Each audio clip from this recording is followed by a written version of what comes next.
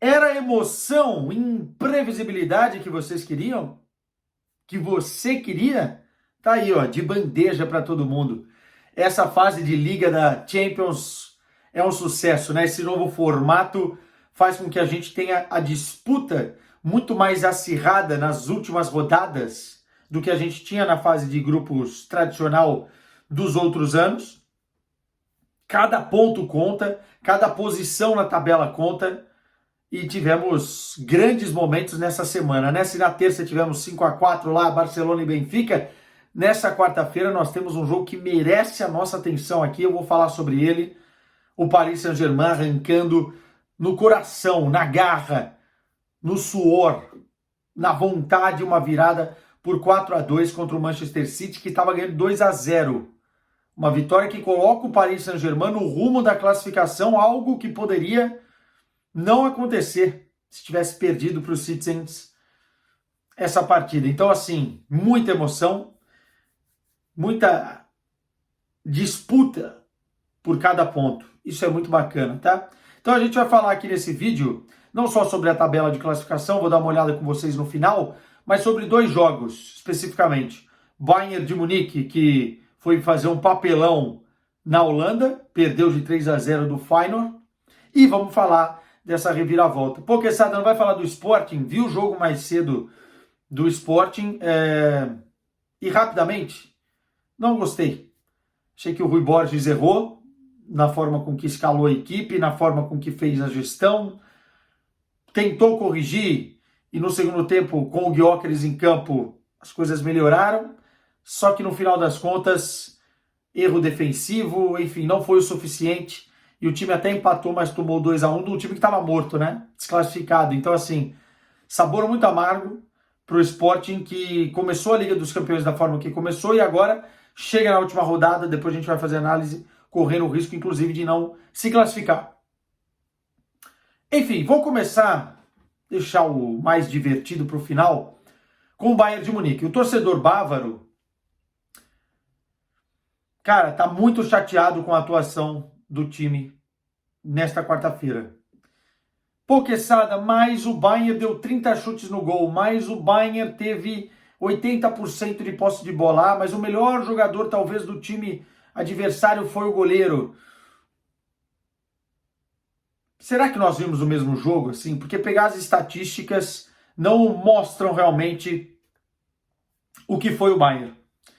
Eu tenho a impressão que o Bayern de Munique, do Kompany, às vezes não tem fome também, não tem alma. É um time vazio. É um time que não procura soluções dentro do jogo para contrariar aquilo que a outra equipe quer fazer com fome, com vontade, com dedicação. Poderia ter tido mais sorte em um e outro lance, o goleiro fez alguns milagres, né? Como o Harry Kane, por exemplo, na primeira etapa, na única jogada do Olise, muito boa do primeiro tempo, que o goleiro acaba pegando no susto, assim, uma bela defesa com a mão esquerda. Poderia. No segundo tempo, uma cabeçada do Musiala que o goleiro voa e vai buscar. Poderia. Um ou outro chute de fora da área, um ou outro lance que poderia ter dado outra coisa. Poderia ter tido um pouquinho mais de sorte, mas falar de sorte não condiz com aquilo que o Bayern de Munique fez em campo. E a incapacidade do Kompany de reverter as coisas, né? Falhas individuais, incapacidade coletiva, falta alma ao Bayern de Munique. E se continuar assim, porque esse para mim foi um dos piores jogos da temporada, apesar dos números de estatísticas, se continuar assim, corre o risco de perder a Bundesliga. Porque a Pokal já foi. Na Liga dos Campeões, perder 3-0 para o Feyenoord vão normalizar? Não dá. E a Bundesliga tem o time babando atrás, o Bayer Leverkusen. Então, enfim. Falando um pouquinho do jogo, o Feyenoord é um time muito cínico, viu? Ganhou do Manchester City, ganhou do Benfica e agora ganha do Bayern de Munique. É um time que já se classificou, né? Passou o Bayern de Munique, inclusive, na tabela de classificação. Tem bons nomes. O Prisk é um bom treinador. Paixão bem. O Jimenez é bom jogador. O Eder é bom jogador. tem lá o Milano, tem lá outros caras que fazem realmente um time ser competitivo, bons zagueiros, bons defensores, e armou um plano de jogo pro Bayern, né? Vamos defender compactado, eles vão tentar fazer uma pressão alta na saída de bola, assim como o Benfica tentou fazer no Estádio da Luz. Nós vamos conseguir dar vazão, ou numa bola longa, ou numa transição rápida, e vamos explorar os erros do Bayern. Vamos jogar por uma bola? Duas? Vamos. E conseguiram, cara. Porque assim, a sensação que a gente tem, às vezes, é que pelo menos uma vez no jogo, o sistema defensivo vai falhar, ou coletivamente, ou individualmente. E isso aconteceu, né? O primeiro gol do Feyenoord, aliás, o Feyenoord teve 3 grandes chances no jogo. 3 gols. O primeiro gol do Feyenoord é uma bola longa para acionar o facão, a velocidade do Jimenez, que o Kim Min-jae, primeiro, erra na abordagem no corpo a corpo com o Jimenez, e depois, cara, a bola ele tá inteiro para cortar a bola, ele tenta com o pé direito cortar, mas não consegue, a bola cai no Jimenez, que finaliza muito bem e faz 1-0. É um erro grave do Kim Min-jae, que pode fazer 8, 9, 10 partidas bem, que se não conseguir nesses momentos ser um jogador estável, vai ser sempre o culpado, vai ter sempre a responsabilidade. Porque é nesses momentos que a gente espera que o Kim Min-jae seja um cara seguro. E falhou. O Bayern teve a posse, o Bayern tentou explorar a individualidade do Musiala muitas vezes, o Harry Kane ficou encaixotado na defesa, o Olise não estava num bom dia, o Coman tentava e não conseguia, o Laimer não conseguia fazer a ultrapassagem pela direita, o Goretzka estava num dia ruim, o Kimmich também não estava conseguindo furar, né, num passe vertical, essas linhas bem compactadas da equipe do Feyenoord, e no final do primeiro tempo, mais um gol, né? Penalidade boba do Rafael Guerreiro, que entrou no lugar do Davis machucado, não precisava fazer, o Jimenez fez 2-0. Eu sinceramente, não via como o Bayern de Munique podia empatar o jogo, virar o jogo. Não senti isso em nenhum momento. Nenhum momento. E aí, final do segundo tempo, um gol do Eda para fechar o caixão. Enfim, muito preocupante. Muito preocupante o Bayern de Munique se continuar assim. Precisa ter mais repertório, precisa sair das arapucas e precisa ter mais alma, cara. Às vezes é um time vazio. Vazio. Vamos falar do outro jogo, né? Luiz Henrique versus Guardiola. Manchester City indo visitar o Paris Saint-Germain.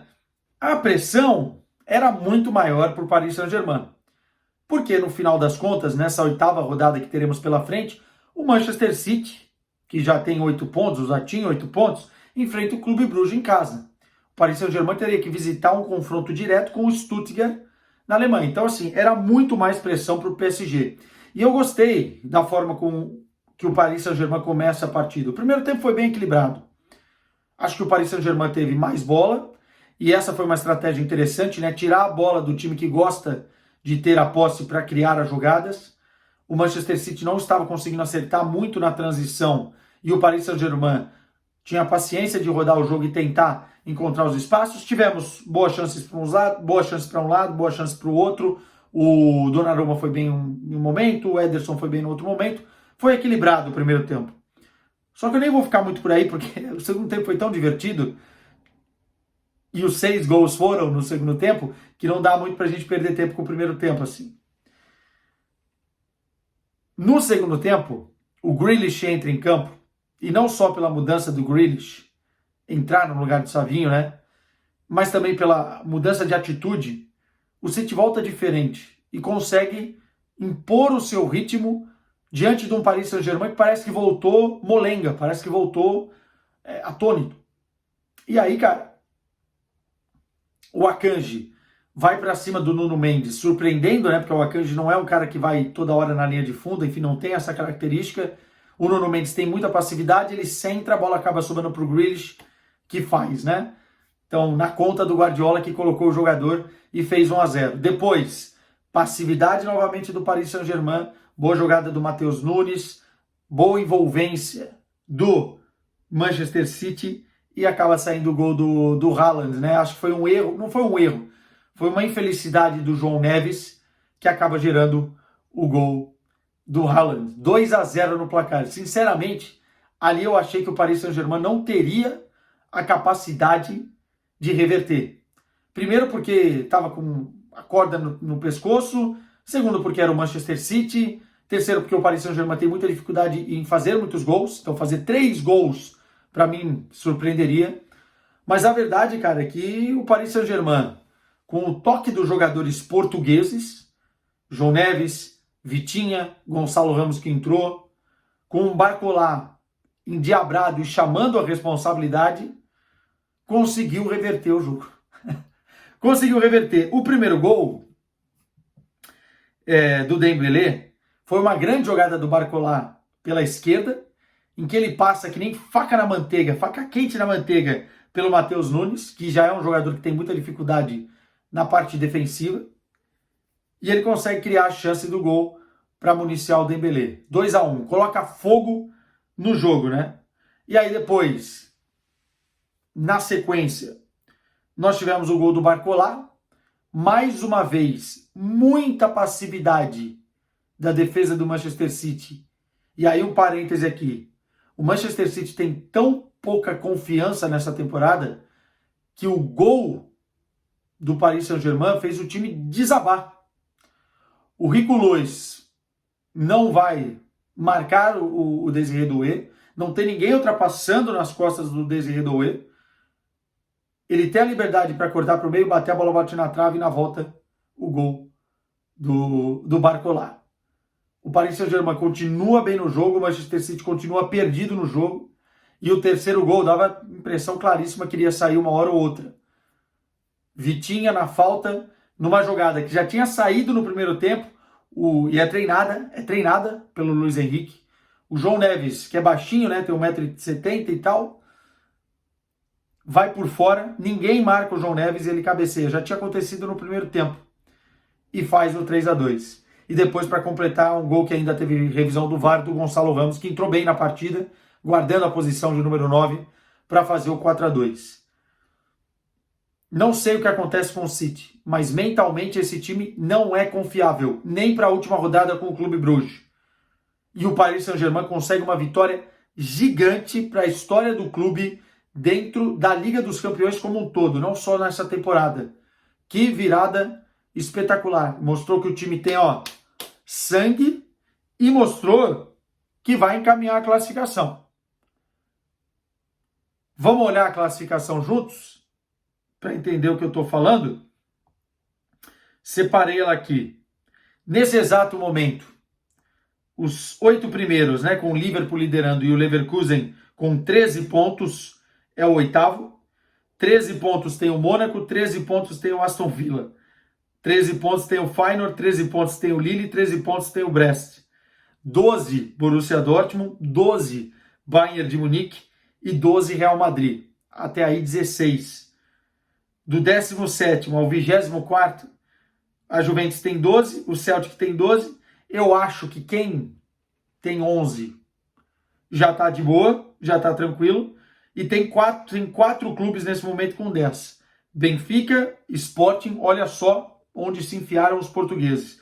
O Sporting tem um jogo mais fácil, na teoria, na última rodada. O Benfica vai visitar a Juventus, que está com 12.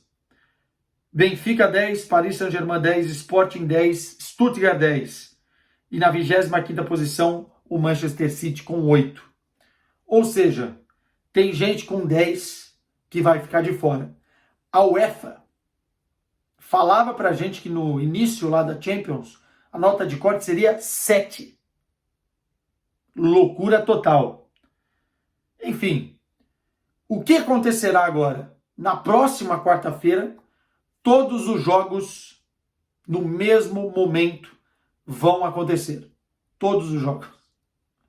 E a gente vai descobrir quem serão os classificados. E tem uma grande chance de termos alguma equipe que a gente imaginava que se classificaria, Sporting, Benfica, Paris Saint-Germain, enfim, dentre outros, Manchester City, que pode ficar de fora. Então, meus amigos, se era a emoção que a gente queria, tá aí de bandeja. Até o próximo vídeo.